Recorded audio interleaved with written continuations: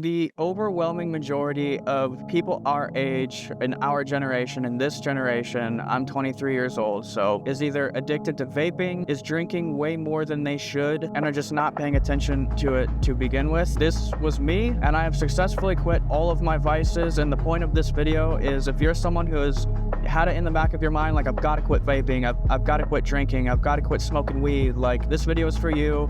And I'm just gonna share my experience and what legitimately worked for me and what doesn't work. I'm sure some of y'all seeing this can relate to waking up in the morning and your first thought being like, where's my vape? Like, I wanna hit my vape. Before you even like fucking peel your eyes open and take your head off your pillow, you're like hitting your vape. Before anything else, before a glass of water, anything. This was me, I get it. These are the three things that led to me officially quitting vaping for good and being someone who's never going to go back and do it again. Number one, I did it with my little brother. I had someone else to use as a sort of buddy system, accountability system, but it was just someone to like come home to at the end of the day and be like, yo, did you hit something? Did you hit something? No. Oh, great, nice, awesome. Like, there's just kind of like mentally doing it for someone else besides you, doing it with someone sort of a thing. This was hugely helpful for me, and I know that this isn't the case for everyone, but if you have a close friend and y'all both vape and y'all both have been talking about for a long time, I highly suggest not doing this alone. After step one and having quit with my brother, having someone to do it with, number two is we replaced it with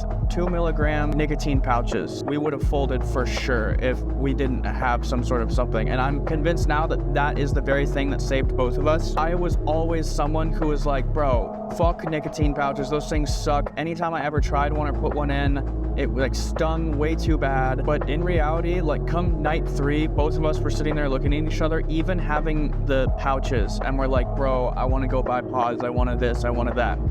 And if we didn't have those pouches at that time, we would have absolutely caved and went and bought pods. Even though it wasn't that same instant buzz, like head rush sort of a buzz, it legitimately does help you not think about it so hard and not like crave it so bad. The third thing on vaping is rather than being like, I'm quitting vaping for now, or I've been off vaping for a month or 2 months or 2 weeks or 3 weeks, you have to get yourself in this mode, or it was very helpful for me to get in this mode where I'm like, I am not someone who vapes anymore. Like, I don't do that. And getting into that headspace, it becomes sort of, it allows you to make it a part of you, make it your identity that you are not someone who vapes rather than someone who's been off of vaping for a blank amount of time. It's like this little mental game that was super effective when I played it over and over in my head.